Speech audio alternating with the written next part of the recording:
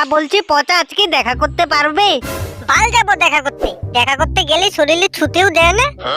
কি ভাবছো পচা? আরে না গো, আজকে না শরীরটা বেশি ভালো লাগছে না, তাই আজকে আর দেখা করব না।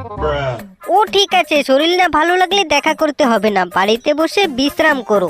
দেখা করতে বলছিলাম কারণ আজকে মা আর বাবা বিয়ে বাড়িতে চলে যাবে, আমি বাড়িতে একা একা থাকবো তাই বলছিলাম। আর সত্যি কথা বলতে আজকে ওইগুলা করার খুব ইচ্ছে করছিল। কি সোনালি, কি করার ইচ্ছে করছে? ভাদা মাছটা যেন উল্টে খেতে জানো না।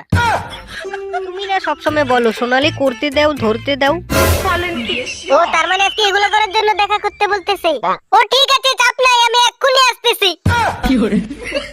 তুমি কি করে আসবে? তোমার না শরীর ভালো না। থাক, শরীর খারাপ লাগলে আসতে হবে না।